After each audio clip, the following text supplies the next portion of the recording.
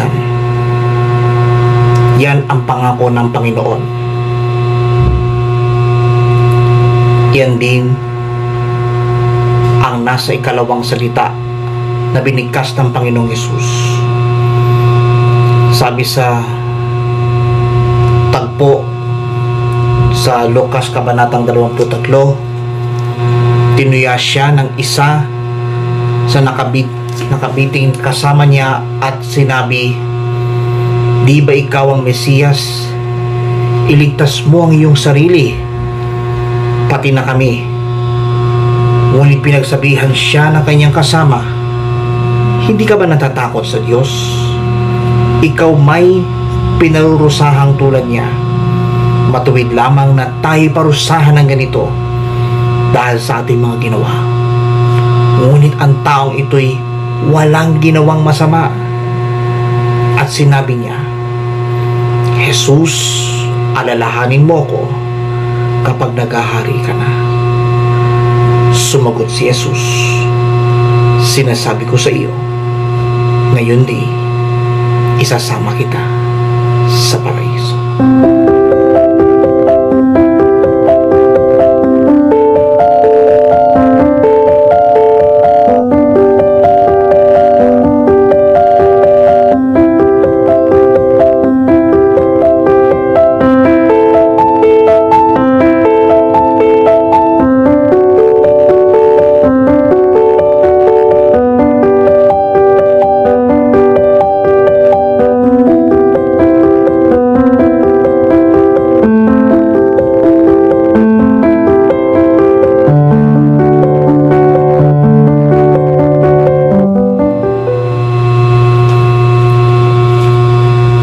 Salita ng kaligtasan.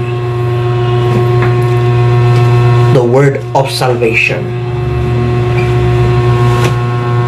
Iyan po ang kaligtasang alok ng Diyos. Salita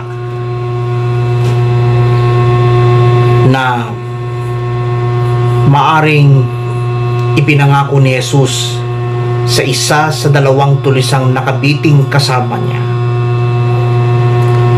Yung isang kriminal, kung makasalita sa Panginoon ay medyo nagyayabang at ubod ng kahambugan sa sarili. Para bang gustong hamunin si Jesus. Sabi pa nga, "Iligtas mo ang iyong sarili at pati kami kung totoo ikaw ay anak ng Diyos." Pero yung isa pang kriminal, bagamat alam niyang makasalanan, ay nakuha pang pangaralan yung kanyang kasama. Sabi niya, "Ikaw talaga di ka marunong mahiya? Hindi ka ba natatakot sa Panginoon? Ikaw may pinarurusahang tulad niya. Matuwid lamang na tayo patawan ng kaparusahan dahil sa ating mga pinagagawa. Subalit ang taong yan, ni bahid ang kasalanan, wala siyang ginawa." At paglingon kay Kristo Jesus, sabay wika niya, "Jesus, alalahanin mo ako kapag naghahari ka na." Ang mabilis na tugon ng Panginoong Jesus, "Ngayon di isasama kita sa paraiso." Yan ang tunay na pangako ni Jesus. Pangakong may kalakip na kaligtasan. Handa ka ba bang magkaroon ng kaligtasan? Nais mo bang magkaroon ng kaligtasan? May kaligtasang mula sa sakit at karamdaman. Kaligtasan mula sa mga sari-saring problema sa buhay. Kaligtasan mula sa mga kung ano mga nagaganap. Ang pinakamahalaga, kung anong pinangako ni Jesus, magkatotoo. Totoo ang pangakong binitiwan ni Jesus kailanman si Jesus ay hindi marunong magsinungaling tulad ng tao. Handa ka bang tanggapin ang ipinangakong kaligtasan na galing kay Jesus? Ngayon kapatid, friendship, ka-prayer partner at katuwang, anong klaseng kaligtasan ang nais mong matanggap? Kung ikaw ay may karamdaman, pagagalingin ka. Kung ikaw ay baon sa pagkakautang, makakalaya ka. Kung ikaw ay gulong-gulo sa iyong isipan, tutulungan ka ng Panginoon. At ang kaligtasang ibibigay ng Panginoon, ang siya ring kaligtasan na dapat nating maranasan. Friendship, ka-prayer partner, kapatid, at katuwang. Habang tayo nandito pa sa daigdig na ito, hindi pa huli ang lahat, sapagkat ang kaligtasang alok ni Jesus ay patuloy na bumubuhos sa bawat isa. At harinawa sa pamamagitan ng kaligtasang iyon, tinitiyak ko po, tayo po na mga nagmamahal kay Jesus ay handang maipaabot ang tunay na kaligtasan. Manalangin tayo sa ating Panginoon. Sa ngalan ng Ama at ng Anak at ng Espiritu Santo. Amen. Panginoong Hesus, tulad ng pangakong binitiwan mo sa isang nagtitikang tulisan, nawa yung pangakong binitiwan mo ay aming patuloy na panghawakan habang ikaw ay nakabayubay sa krus. Maranasan nawa ang tunay na kaligtasan. Maranasan namin ang alok ng kaligtasang galing sa iyo.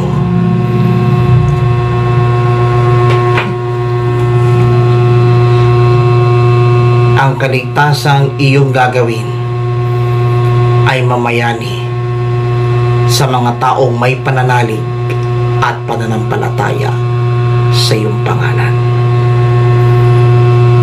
We thank you so much, O God, in the mighty name of your Son, our Lord Jesus Christ of Nazareth. Sa ngalan ng Ama at ng Anak at ng Espiritu Santo. Amen and amen. Hi everyone, I'm Coach Res at ngayon po ay tatalakayin natin ang ikalawa sa mga huling salita ng ating Panginoon sa 7 last words ng ating Panginoong Hesus Kristo. Basahin po natin sa Lucas chapter 23 verse 39 to 43. Sabi sa verse 39, insulto din si Jesus ng isa sa mga kriminal sa tabi niya. Hindi ba ikaw ang Kristo? Iligtas mo ang sarili mo pati na kami. Pero sinaway siya ng isa pang kriminal na nakatakot. Hindi ka ba natatakot sa Diyos? Ikaw man ay pinarusahan din ng kamatayan. O ikaw man ay pinaparusahan din ng kamatayan. Dapat lang naparusahan tayo ng kamatayan dahil sa mga ginawa nating kasalanan. Pero ang taong ito ay walang ginawang masama.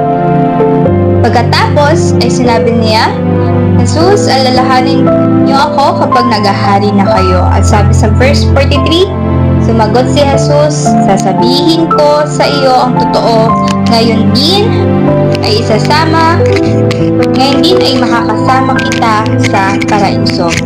Ulitin ko lang, sumagot si Jesus, sasabihin ko sa iyo ang totoo, ngayon din ay makakasama kita sa paraiso. Salamat sa Panginoon sa pagkabasa ng kanyang salita. Sabi sa kantang Reckless Love, ang lyrics na sa chorus, no, sabi niya, "Oh, the overwhelming, never-ending, reckless love of God. Oh, it chases me down, fights till I am found, leaves the 99. I can't earn it, I couldn't earn it, and I don't deserve it. Still, you give yourself away. And oh, the overwhelming, never-ending, reckless love of God." Kung iisipin, bakit reckless? Di ba ang pangit ng word na yun? Napaka-negative. Kung sa atin lang i-describe yun. So, hindi tayo nag-iisip. Di ba po? Pero kung ikukumpara natin sa pagmamahal ng Lord, para ma-describe ang pagmamahal ng Lord sa atin, no, mas mauunawaan natin kung gaano kadakila ang pag-ibig ng Diyos. Ano ba yung definition ng reckless? Una, marked by lack of proper caution, and of course, it is a careful or careless of consequences. Parang, kung isipin natin, tulad ng pagmamahal ng Panginoon sa atin, ano man ang kasalanan na gawa natin, namatay pa rin si Jesus Christ para mabayaran ang ating mga kasalanan. Kahit na napakasakit ito sa Father God, pero binigay pa rin niya ang kanyang bugtong na anak upang ang sino mang sumampalataya sa kanya ay hindi mapahamak kundi magkaroon ng buhay na walang hanggan. So, kumbaga, anumang mga past sins natin, anuman yung mga ginagawa natin na hindi kalugod sa kanya, still, namatay siya para sa atin. Still, ang pagmamahal niya ay kanyang ipaparanas sa atin. Sabi nga sa Romans chapter 5 verse 8 to 9, pero ipinakita ng Diyos sa atin ang kanyang pag-ibig sa ganitong paraan. Kahit nung tayo makasalanan pa, namatay si Kristo para sa atin. At ngayong itinuring na tayo matuwid sa pamamagitan ng dugo ni Kristo, tiyak na maliligtas tayo sa parusa ng Diyos dahil kay Kristo. Amen. No? Sabi dito, ulitin ko, pero ipinakita ng Diyos sa atin ang kanyang pag-ibig sa ganitong paraan kahit noong tayo'y makasalanan pa, namatay si Kristo para sa atin. Wala siyang, alam mo yun, kung isipin na napaka-reckless. Bakit? Kasi, mga kasalanan yan, mamamatay ka pa para sa mga tao. Pero, salamat sa Lord. Dahil kung isipin talaga natin, gano'n na lamang kalawak yung pagmamahal ng Diyos para sa atin. Kung babalikan natin yung dalawa, o yung ikalawa sa last word ng ating Panginoong Jesus, tunay na makikita pa rin ang kanyang grace, no? Yung grasya niya sa atin at yung pagmamahal sa atin. Imagine, na kahit na nakapako na siya sa krus, ipinaramdam at ipinakita pa rin niya kung gaano kalawak ang kanyang pagmamahal.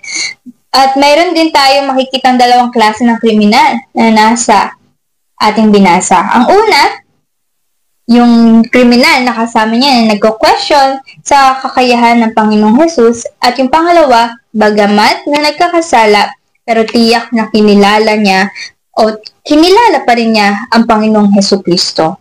Maaari, no, marami sa atin napatanong sa ating sarili, paano nasabi iyon ng Panginoong Jesus? Lalo na, di ba, kriminal siya. Tapos, mamamatay na lang. Bakit niya pa nasabi na maliligtas at makakasama siya? No? Makakasama ang isang kriminal sa kanyang kaharian.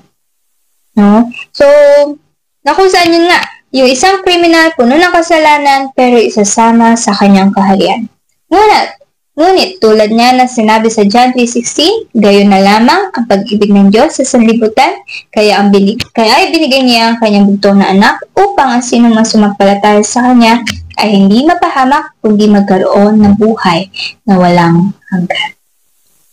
Kung sino man ang sumampalataya bagamat gumawa ng krimen, no, maaari na naririnig, diba? Bagamat gumawa siya ng krimen, yung isang kriminal na kasama ni Jesus Christ, maaari habang gumagawa siya, naririnig niya, no, yung tungkol kay Jesus Christ. Maaari na meron na siyang napapakinggan about kay Jesus Christ.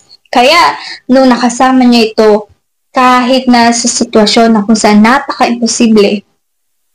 No? Napaka-imposible na, imagine na meron pang ganong conversation na nangyayari. Pero sa Lord, no, yung pagmamahal ng Panginoon talaga, kahit anong sitwasyon, ipaparanas niya sa atin. Kahit na saan man tayong sitwasyon, kahit na ang dami nating, ng bagay, lubok na tayo sa mga bagay na makasalanan, pero ang Diyos, tinatawag tayo. No? So, ganyan sa atin, kahit ano man ang ating nakaraan, hindi ito lingid sa ating Panginoon. Pero hindi rin ito magiging dahilan upang hindi niya tayo tanggapin at mahalin. Sapagkat tanging pananampalataya lang ang ating kailangan. Babalik tayo sa John 3:16. Hindi natin kailangan ng mabubuting gawa, kundi tanging si Kristo lamang. Ang laging tanong, so maaari pa rin ako magkasala, no? O gumawa ng hindi magandang bagay kahit sumampalataya na ako sa Panginoong Jesus. Tandaan, kung tunay na tayo ay sumampalataya sa Panginoon, hindi na natin nananaising mamuhay ng hindi naayon sa kanyang nais. Kaya nga, ang pag-decide na tayo ay magbabago na, ito ay resulta lamang na tunay ang encounter natin with Jesus Christ. Na tunay na nating tinanggap si Kristo. Na tunay yung pagtanggap natin kay Kristo. No, hindi tayo maliligtas ng ating good works. Hindi tayo maliligtas ng ating mga kayamanan. Ang tanging sabi lang ni Father God, no? Gayon na lamang ang pag-ibig ng Diyos sa sarili.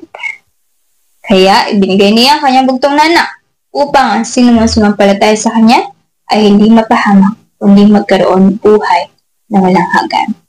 Napakalawak ng grasya at pagmamahal ng ating Panginoong Jesus. Lahat tayo nais niyang makasama sa kanyang kaharian.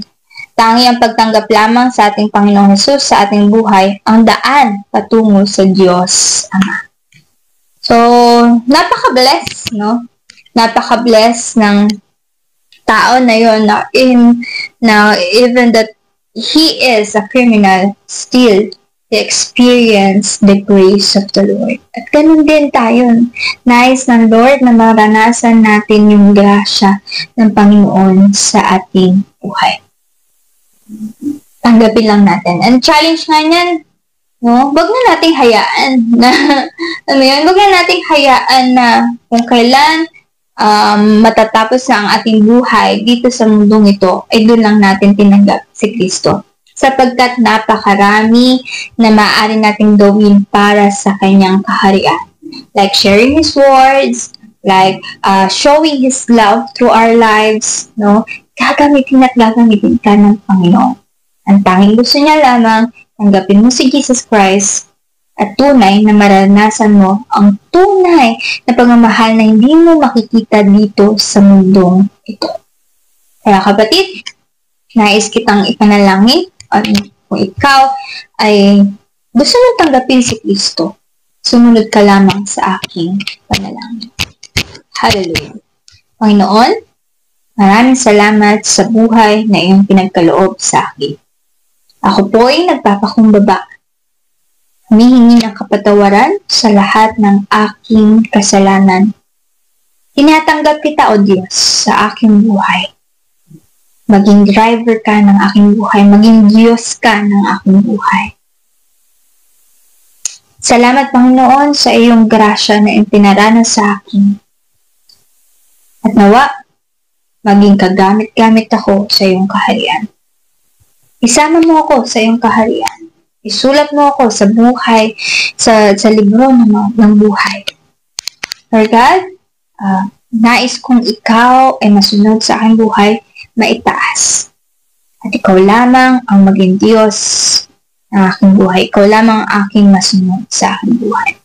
Sa gabay ng iyong banal na Espiritu, magawa ko nawa ang iyong nais na makita sa aking buhay na nais kong mong ipagawa sa akin. Sa pangalan ni Jesus, Amen. Amen. Pag-pray naman kita, kapatid, Hallelujah for God. We thank you, we glorify your name. Salamat o Diyos sa mga taong nakikinig ngayon, Panginoon. Salamat sa katotohanan na tunay na napakadakila ng iyong pag-ibig. Kami humingi ng kapatawaran sa iyo kung kami mali nagkukulang. Lord God, did you praise, O God, salamat dahil kami yung tinanggap. Salamat dahil ikaw ay namatay sa krus ng Kalbaryo upang bayaran lamang ang aming mga kasalanan.